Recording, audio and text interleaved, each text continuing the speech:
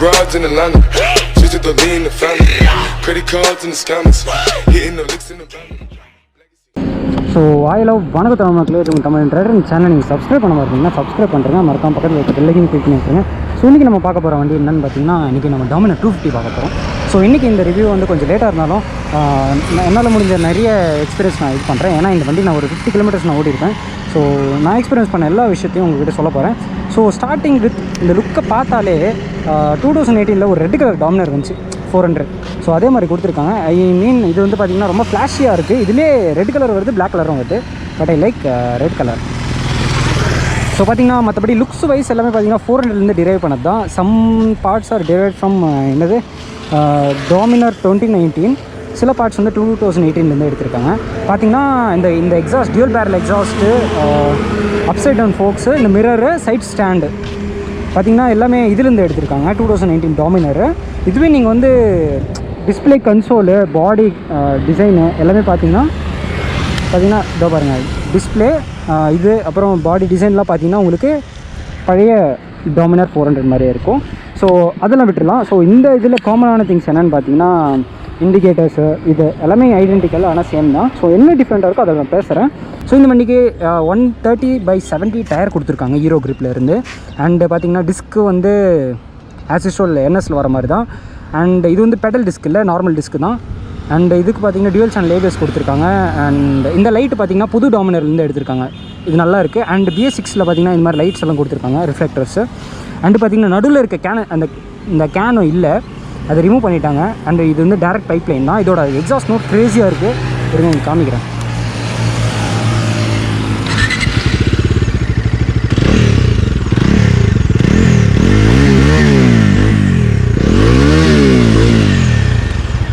So பார்த்திங்கன்னா இது எப்படி இருக்குன்னா, ஐ மீன் ஒரு நல்ல ஆஃப்டர் மார்க்கெட் எக்ஸாஸ்ட் போட்ட மாதிரியே இருக்குது. அவ்வளோ நாய்ஸியாக, அவ்வளோ சூப்பராக இருக்குது. அண்ட் இது பார்த்திங்கன்னா புது சஸ்பென்ஷன் கொடுத்துருக்காங்க. இது பார்த்திங்கன்னா இந்த அப்சைட் டவுன் ஃபோக் வந்து பார்த்திங்கன்னா 37 mm. இதுவே நீங்கள் Dominarல பார்க்குற ஃபோக்ஸ் வந்து 43 mm சொல்லுவாங்க. ஸோ இதுக்கான டிசைன் அழகாக கொடுத்துருக்காங்க. ஸோ பார்த்திங்கன்னா டஸ்ட் எதுவுமே விடாமல் அப்படியே கிளைட் ஆகிட்டு இப்படி போகிற மாதிரி ஃபெண்டர் கொடுத்துருக்காங்க. அது ரொம்ப நல்லாயிருக்கு. அண்ட் பார்த்திங்கன்னா இந்த வண்டி ஓட்டினதில் ரேடியேட்டர் அண்ட் ஹீட்டிங் வந்து நல்லாவே வேலை செய்யுது. ஐ மீன் ஹீட்டிங் வராமல் ரேடியேட்டர் நல்லா வேலை செய்யுது. எனக்கு இந்த வண்டியில் பிடிச்சது அந்த சவுண்டு தாங்க, வேறு லெவலில் இருக்குது. அண்ட் சீட்டிங் கம்ஃபர்ட் வேறு லெவலில் இருக்குது. Dominar 400 கம்பேர் பண்ணால் இந்த வண்டியை நான் தாராளமாக வாங்கலாம்னு சொல்லுவேன். ஸோ இந்த Dominar 400 வந்து பார்த்திங்கன்னா 2,35,000 இருக்கிறதுனால நீங்கள் ஓவர் பட்ஜெட்டாக இருக்குது, என்னால் முடியல அப்படின்னு பார்த்தீங்கன்னா, சில பேர் வந்து பார்த்திங்கன்னா Dominar 400 பிடிக்கும். ஆனால் சிட்டி யூஸ்க்கு வந்து Dominar 400 யூஸ் பண்ண முடியாது. ஏன்னா அதோட பவர் வந்து ரொம்பவே அதிகமாக இருக்கும் சிட்டி யூஸ்க்கு. அண்ட் ஓவராக ஹீட் ஜென்ரேட் பண்ணும். ஸோ அதுக்கு பதிலாக நீங்கள் வந்து சிட்டிக்கு டூரிங்க்கோ ரெண்டுத்துக்குமே யூஸ் பண்ணுற மாதிரி எதனா ஒரு வண்டி வேணும்னு பார்த்தீங்கன்னா Dominar 250 நான் கண்டிப்பாக சஜஸ்ட் பண்ணுவேன். NS 200 விட 100 வைஸ் பெஸ்ட்டு பைக் நான் சொல்லுவேன்.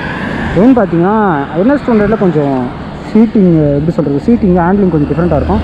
ஆனால் இதில் பார்த்திங்கன்னா உங்களுக்கு ஐ மீன் கிறிஸ்ப் அண்ட் கிளியராக இருக்குது. டியூக் 250ல் எப்படி ஓட்டுவீங்களோ அதே மாதிரி தான் இருக்குது இதில். அண்ட் சவுண்ட் வைஸ் பஜாஜ் அடிச்சுக்கிறதுக்கு வேறு யாருமே இல்லை, அவ்வளோ சூப்பராக இருக்கும். KTMல சில பைக்ஸில் சவுண்ட் நல்லாயிருக்கும், பட் பஜாஜில் மேக்ஸிமம் பைக்ஸ் எல்லாமே சவுண்ட் நல்லாயிருக்கும். அண்ட் விசிபிலிட்டி பார்த்திங்கனாவே கொஞ்சம் சுமாராக தான் இருக்குது, அவ்வளோ இல்லை. இது கொஞ்சம் ஆடாக இருக்குது. அண்டு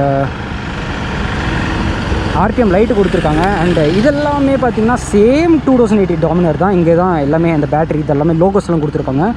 இது வந்து RPM லைட்டு, இது ட்ரிப் 1 ட்ரிப் 2 டைமு ஆவரேஜ், ஐ மீன் ஆவரேஜ் இல்லை, ட்ரிப் எஃப் கொடுத்துருக்காங்க.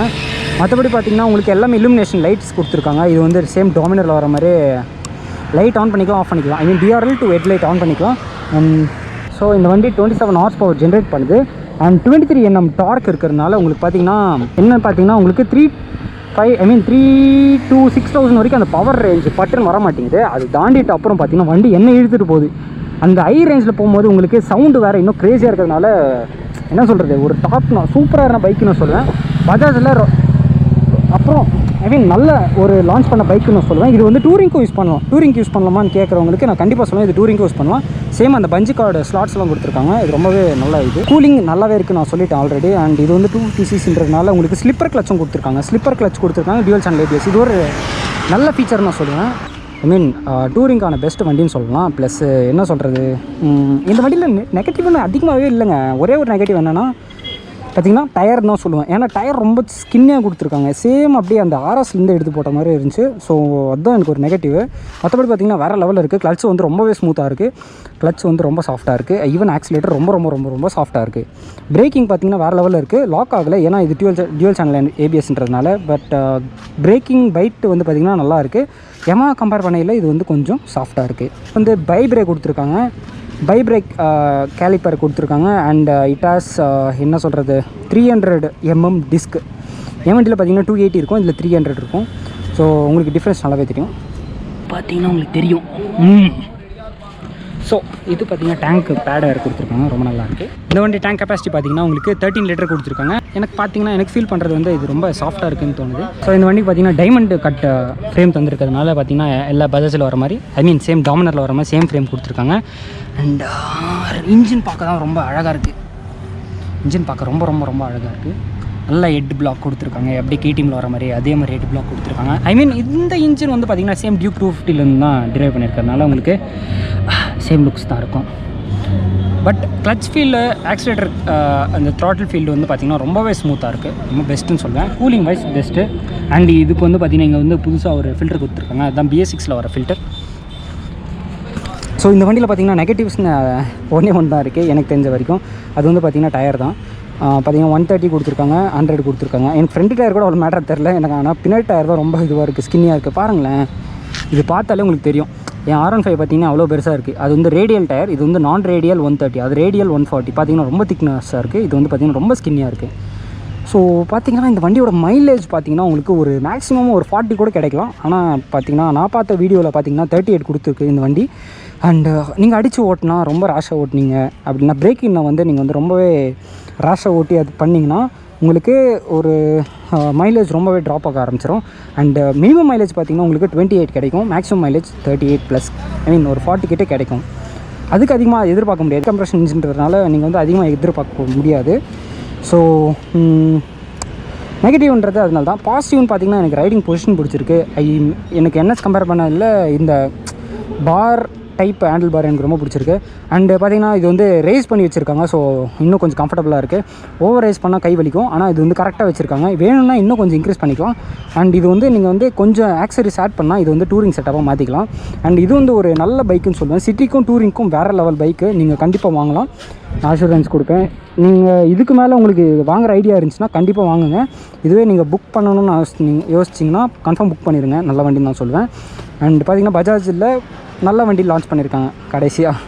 அண்ட் இந்த வீல்ஸ் பார்த்திங்கன்னா உங்களுக்கு டாமினரில் பார்த்திங்கன்னா உங்களுக்கு டைமண்ட் கட் இது வரும். இங்கெல்லாம் டைமண்ட் கட்டாக வரும்.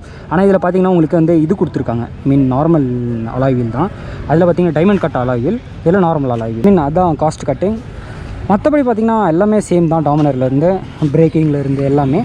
ஸோ மற்றபடி பார்த்திங்கன்னா ஒரு கிளியர் ஓவரால் ஒப்பீனியன் சொன்னால் இந்த வண்டி வந்து ஒரு 1,88,000க்கு சூப்பரான வண்டின்னு நான் சொல்லுவேன். ஸோ டாமினர் 400 உங்களுக்கு 2.35 லேக்கில் கிடைக்கும். இந்த வண்டி பார்த்திங்கன்னா எங்கள் வெள்ளூரில் உங்களுக்கு 1,87,000க்கே கிடைக்குது. ஸோ பார்த்திங்கன்னா அந்த காஸ்ட் டிஃப்ரென்ஸ் இருக்குது. ஒரு 250 ரேஞ்சில் பார்த்தா அந்த பாயிண்ட் ஆஃப் வியூவில் பார்த்தீங்கன்னா இது வேறு லெவலுங்க. வேல்யூ ஃபார் மணி பைக்குன்னு நான் சொல்லுவேன். அண்ட் வேல்யூ ஃபார் மணி பைக்குங்க. லுக் வைஸ் பார்த்திங்கன்னா ரொம்பவே சூப்பராக இருக்குது. அந்த ரெட் கலர் வந்து ரொம்ப ஃப்ளாஷியாக இருக்குது. ஸோ கைஸ், இந்த வீடியோ உங்களுக்கு பிடிச்சிருந்தா லைக் பண்ணுங்கள், ஷேர் பண்ணுங்கள், சப்ஸ்கிரைப் பண்ணுங்கள். மறக்காமல் பக்கத்தில் இருக்க பெல் ஐக்கனை கிளிக் பண்ணி நம்ம ஃபேமிலியில் ஜாயின் பண்ணிக்கோங்க. இந்த வீடியோ உங்களுக்கு பிடிச்சிருக்கோம் நம்புகிறேன். See you again in next video.